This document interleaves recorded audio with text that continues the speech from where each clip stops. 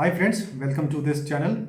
In this video, we will understand solar and electric vehicles and how this combination is one of the best combination for charging your electric vehicles. First, let us understand what is an electric vehicle. It is a machine that uses electrical energy and converts this electrical energy into mechanical energy and in turn run your electric vehicle on the roads. And this electrical energy, you can either get it from grid supply, the normal supply that you are getting to run your electrical appliances, or you can get this electricity from solar power system. Solar power system, it's a complete configuration, it's a complete system that converts sunlight into electricity, and this electricity would be used to run or to charge the battery of your electric vehicle. So it is not like your conventional vehicle that uses gasoline, petrol or diesel to run on the roads. Rather, it uses electricity to run the vehicle. The question is, now the point is why we should go for electric vehicle in 2022. We all know that the prices of fossil fuels like petrol, diesel or gasoline are rising rapidly year on year. It is because of fact these are fossil fuels, non-renewable sources of energy that are going to deplete in near future. Obviously, demand is more, supply is limited, prices will hike. There will be hike in price in future year on year, and that we have experienced, that we have witnessed in the last 10 to 15 years. The prices are rising very sharply. So we should look for that energy option that is affordable and within our reach. And electric vehicle is one of that option. Second point is that the fossil fuels that we use, petrol, diesel or gasoline, they emit harmful gases that are harmful not only to our health but also to the environment.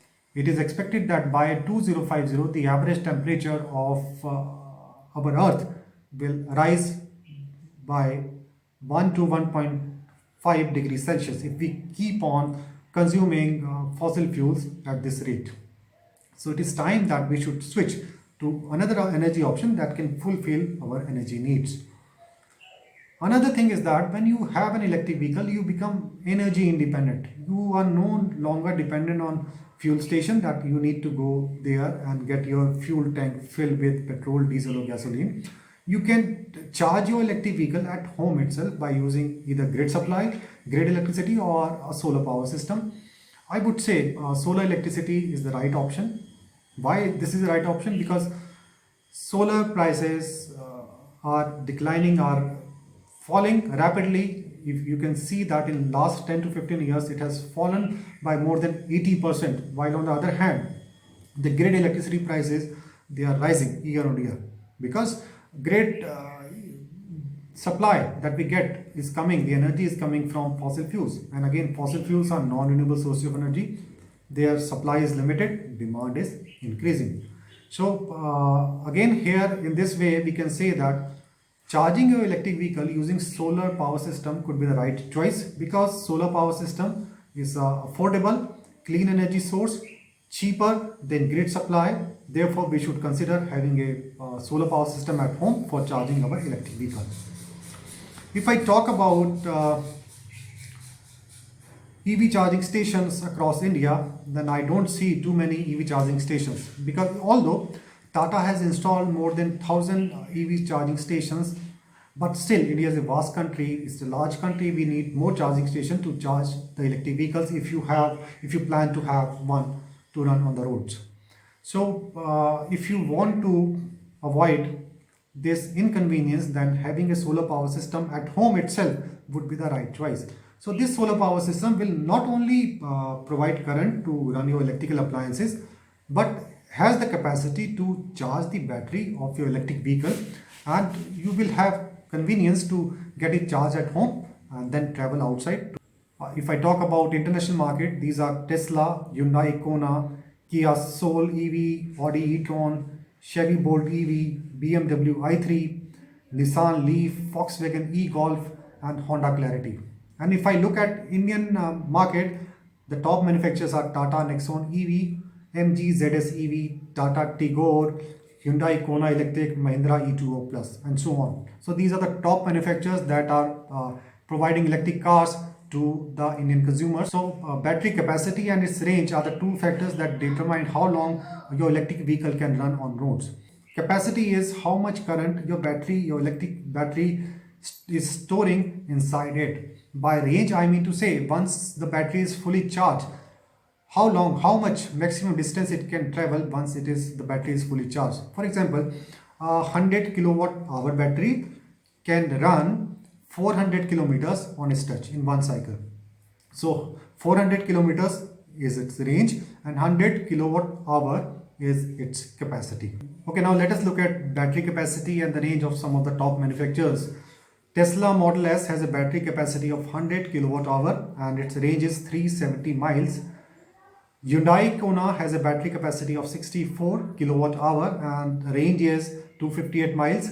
Nissan Leaf 40 kilowatt hour and its range is 150 miles. Volkswagen e-Golf 36 kilowatt hour and range is 135 miles. Honda Clarity 26 kilowatt hour and the range is 69 miles. And if I talk about Indian market, Tata Nexon EV has a battery capacity of 30.2 kilowatt hour and its range is 194 miles once it gets fully charged. MG ZS EV has a battery capacity of 44.5 kilowatt hour and range is 211 miles. Tata Tigor EV, again it is a Tata product, 21.5 kilowatt hour and the range is 88 miles. Hyundai Kona Electric has a battery capacity of 39.2 kilowatt hour and its range is 281 miles. Mahindra E2O Plus has a battery capacity of 10.08 kilowatt hours and a range of 62 miles. Well, there are a number of factors that can affect the battery life of your electric vehicle. And the first one is the temperature. When the battery of an electric vehicle is operating at high temperature, its internal resistance increases and due to this, it produces less current and that makes your vehicle to run slow on the roads. And the second one is deep discharging. Deep discharging, I mean to say you withdraw large amount of current in short span of time. So this happens when you accelerate very quickly. When you accelerate your vehicle very quickly, it withdraw good amount of current from the battery and this affects the life cycle and the overall life of the battery. So avoid accelerating too fast. Have a good driving habit so that you can have more useful life of the battery. Deep discharging. Do not completely discharge the battery of an electric vehicle. Again, it affects the useful life of the battery. And another one is overcharging. Although every battery has a built-in battery management system, it means that once it gets charged, the system automatically cuts the supply and the current stops flowing into the battery. So you should always check that your battery do not get overcharged. What should be the size of the solar panels? It entirely depends on my traveling time, how many kilometers I drive using my electric car. For example, I drive 20 to 25 miles in a day and I am using Tata Nexon EV. So its battery specification and the range and my traveling distance will help me in sizing the solar panels. Let us understand how. Let us take a specific example of Tata Nexon EV. Tata Nexon has a battery capacity of 30.2 kilowatt hour and its range is 194 miles. Range is once your battery gets fully charged, how much kilometer it can give once the battery is fully charged. So 30.2 divided by 194 into my daily distance travel, that is 20 to 25 miles. And on this basis, the energy consumption, the energy produced by my battery comes out to 3.4 kilowatt hour per day. This amount of energy I should get from solar panels that get entered into the battery, and this battery provide energy to my electric vehicle run on the road. So 3.4 kilowatt hour energy my battery should be getting per day from the solar panel. How many solar panels? What should be the size of the solar panels that are capable of providing 3.4 kilowatt hour of energy? The size of the solar panel depends on your energy needs that we have calculated 3.4 kilowatt hour. Second, sunlight. If your region receives good amount of sunlight, that means you would be needing fewer solar panels to charge your battery, while on the other hand, if your region receives poor sunlight, then you would be needing more solar panels to meet the same energy need. And third is efficiency of the system. If your system is efficient, there would be less losses. If system is not efficient, there would be more losses. More losses means you would need more solar panels to meet your energy needs. Sunlight has 5 psh. 5 psh means 5 peak sun hours. This means that on an average, my region receives 5 peak sun hours in a day. And another thing that I take is my system has 20% losses. Well, there are number of losses in the system. You cannot have idle system at any cost. The losses could be temperature related losses. When temperature rises, the internal resistance of solar panel it increases, and due to this it produces less current to charge your battery.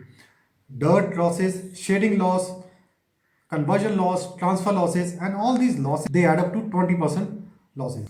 I take sunlight as 5 psh, losses 20% losses. After considering all this, I find that I would be needing around 1 kilowatt solar power system to charge my battery that make me to run 20 to 25 miles. So in that way you can size your solar panels. 1 kilowatt solar panels, you can say that you would be needing 250 watt, 4 solar panels of 250 watt. In this way you can size your solar panels. If you travel more, you would be needing more solar panels. System losses are more solar panels. Sunlight is less, more solar panels. So if while on the other hand, less traveling need, less solar panels, good sunlight, less solar panels, less losses, less solar panels. What is the payback and approximate payback if someone installs a 1 kilowatt solar power system for charging an electric vehicle? Then I would say it is around 6 to 7 years, because the average electricity rate in India is rupees 6 to 7 per unit. So a 1 kilowatt system generates 4 units, and in 1 year the saving would be around 10,000 rupees. And if you purchase a solar power system, 1 kilowatt solar power system for rupees 70,000, if you divide 70,000 by 10,000, it comes out to be 7 years. So 7 years is the approximate on an average payback period once you install 1 kilowatt solar power system for charging your electric vehicle. So in that way you can size the solar panels and can find its payback. So I hope you got my point. If you are planning to have electric vehicle, then I would advise to have a solar power system installed at your rooftop. Thanks for watching the video. I'll come with another interesting video. Till then, goodbye. Thank you very much.